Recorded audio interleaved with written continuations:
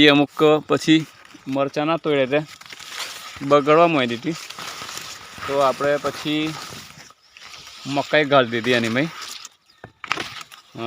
થોડું મકાઈના રોટલા ખાવા માટે મકાઈ થઈ જાય એવું કરીને મકાઈ ઘાલી દીધી. જય શ્રી કૃષ્ણ અને રામ રામ મિત્રો, કેમ છો બધા? મજામાં ને? આજે આપણે વિરોગ બનાવ્યો છે અને અહીંયા આવ્યા છે ખેતર વહેલા. આ આપણી મકાઈ છે અને બીજું તો કે મજૂર મળતા નહીં એટલે કપા વીણવા આવેલા છે. તો હવે તમને બતાવું કે આ કપાસ કઈ રીતના ફૂટેલો છે. તો જો આપણી ચેનલને એક લાઈક કરજો, સબસ્ક્રાઈબ કરજો અને સારો વિડીયો લાગે તો શેર કરજો. તો તમને બતાવું આગળ આપણા વિરોગમાં ખેતીના, ઘરના અને બીજા પ્રસંગો, ગામડિયું જીવન, આવા બધા વિરોગ જોવા મળશે. તો તેના માટે આપણી ચેનલને સબસ્ક્રાઈબ કરજો અને બીજું તો કે બીજા મિત્રો સુધી શેર કરીને લાઈક કરજો. તો તમને બતાવો કે કઈ રીતના આપણે અહીંયા ખેતરમાં એ છે. તો જો આ મકાઈ છે,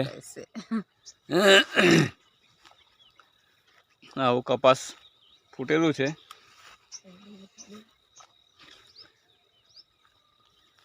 આ દૂધી છે, તો દૂધીની અંદર આપણે દૂધી ઉરી ગઈ એટલે પછી મકાઈ ઘાલી દીધી છે. અને હજુ દૂધી તો એમ તો ચાલુ જ છે, પણ મકાઈ ઘાલી દીધી છે. અને આ છે મરચી G4. તો મરચી બી જોરદાર હતી અને મરચાં કેટલા 1 2 3 ને 4 જ મરચાં છે ખાલી, પણ મરચાં નીકળતા હતા લગભગ 17-18 મણ જેવા મરચાં વેણીએ નીકળતા હતા.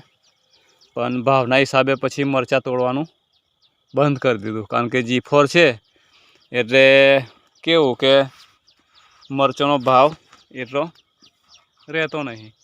એટલે પછી G4 મરચાં એટલે મેં કેમ એને પાકવા જ દઈએ.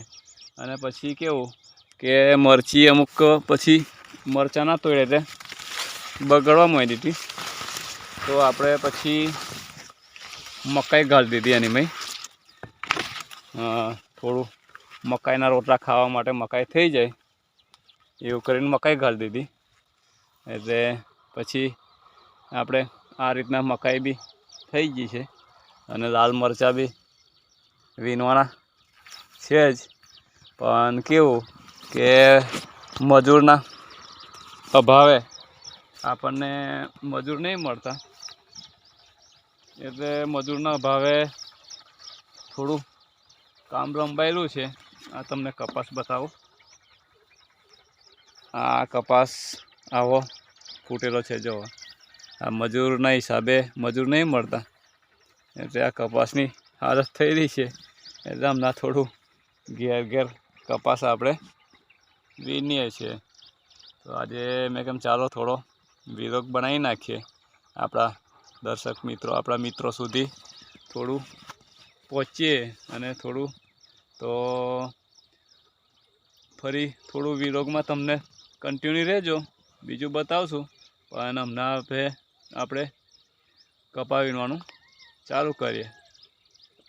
જો વિરોગ સારો લાગે તો બીજા મિત્રો સુધી શેર કરજો અને એક લાઈક કરજો અને કોમેન્ટ કરજો કે તમને વિરોગ કેવો પસંદ છે, તો અમે એ રીતના વિરોગ બનાવશું.